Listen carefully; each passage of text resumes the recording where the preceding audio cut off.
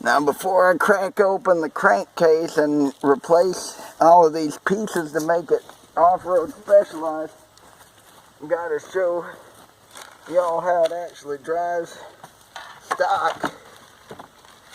Ah! Spider nest in there. Now, all my mail fits in here, so it's the best thing for getting the mail I've tried so far, even better than my riding lawnmower.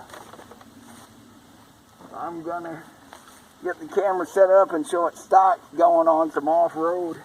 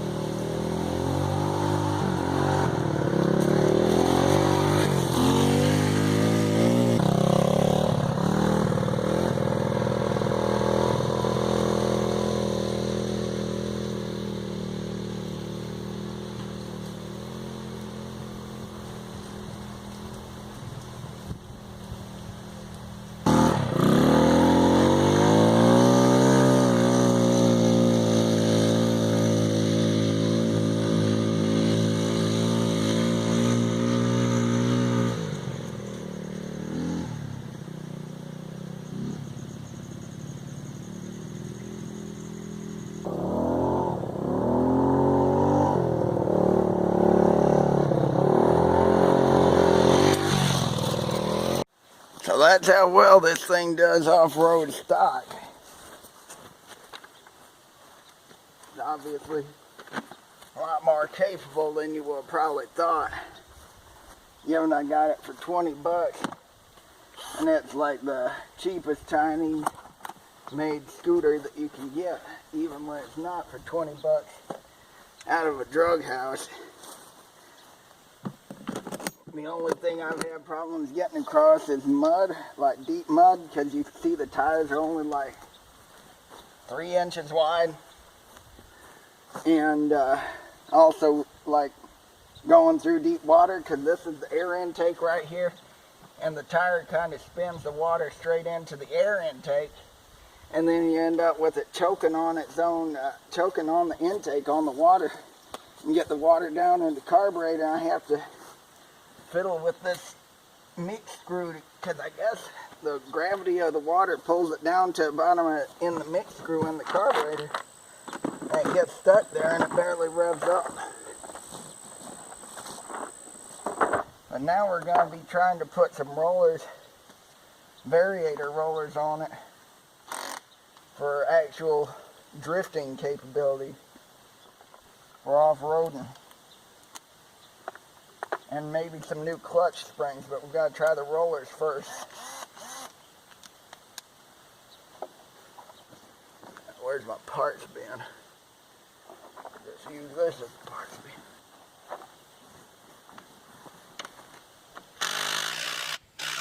After the kickstart kept disengaging, and tightening everything, and that fixed that problem. And this video is just being recorded on some old phone I had from 2010. So it overheats sometimes and the video gets low. And think about getting an actual camcorder. I got that cheap Chinese knockoff from GoPro. It's probably the worst camera I've ever used. It may have been something 10 or 15 years ago, but now it does look like the crappiest security camera feed you can imagine.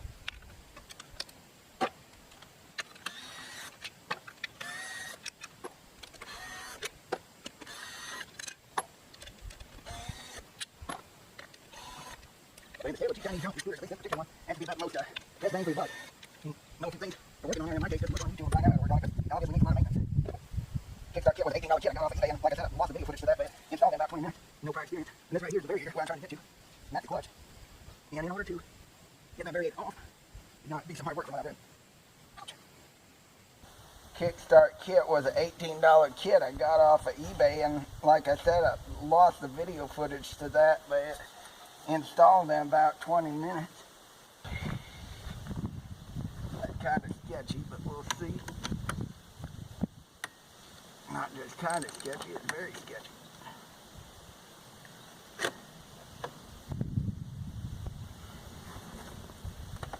There we go.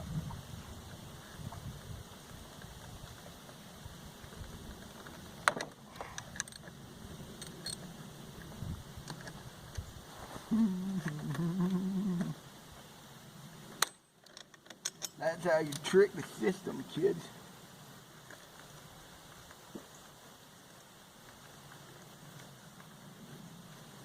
Got the nut. Yeah, right now. The nut, the washer, the variator lock wheel, and the starter wheel, which is concave. Oh look, this one has a limiter pulley on it. I bet if we take that off, it'll go super fast.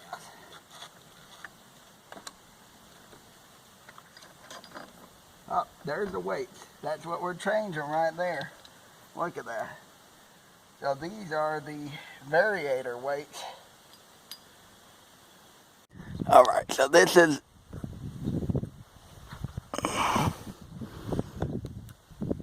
those are the variator roller weights, these right here.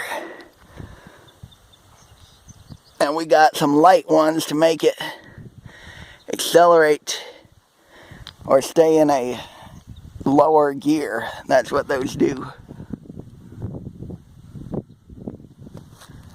So we're going to put the light ones in and see how much difference it makes. Alright, these are the new variator weights. They look like plastic and brass as opposed to steel like the other ones looked like, but the other ones were also really greasy and dusty. So these were about $5 on Amazon. We got to see if it affects the scooter's performance.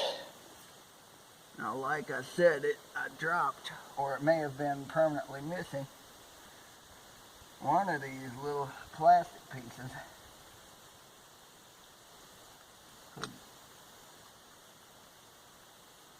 I don't know. I hope it's not very important. Hope it's not very important. It probably is, but there ain't nothing I can do about it now. Maybe order one of those off of Amazon. Put the variator assembly back on. Put the, so this, you could probably machine part of this down to a smaller diameter and get a higher max speed. Look.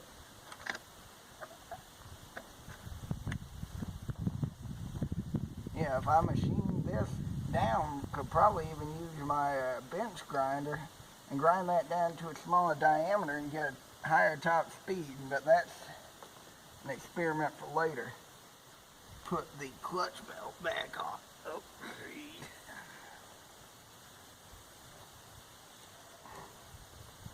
come on, no now.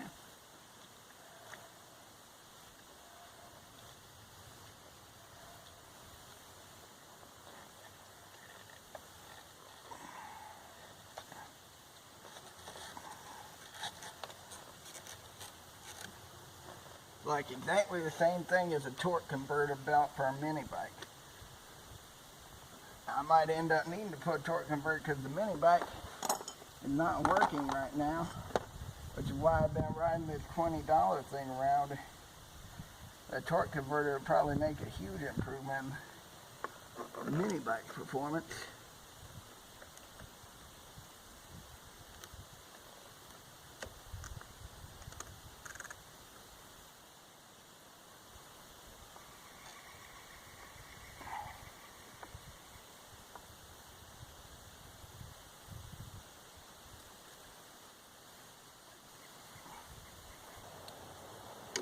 Alright, tightening up the variator. And of course, it's gonna do that. Should have seen that coming from a mile away. I don't even like this junky plastic anyway.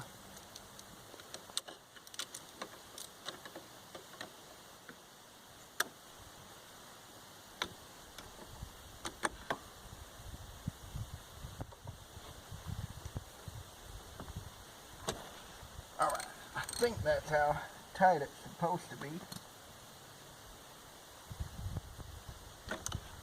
I'm just using one of these lock clamper thing, whatever you call it, and stick it on the variator starter pulley thing, bolt gear.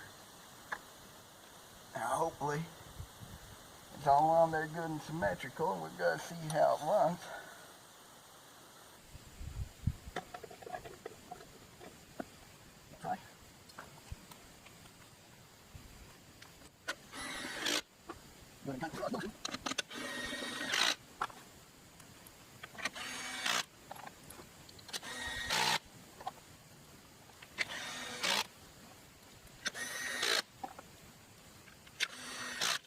I'm going to do some changes before I have it done. The next thing to do is put on the clutch springs.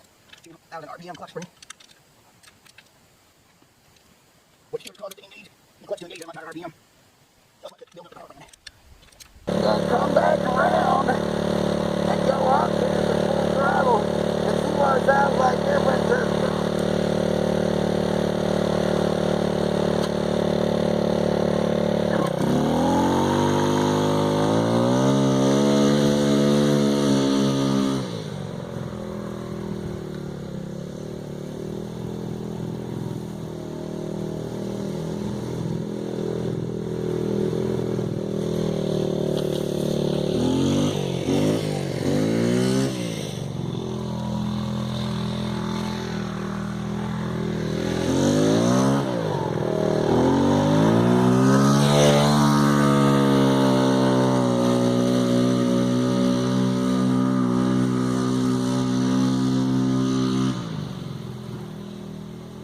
Time for the 7-toe Joe Grand Prix with upgraded variator rollers, and hear that thing scream.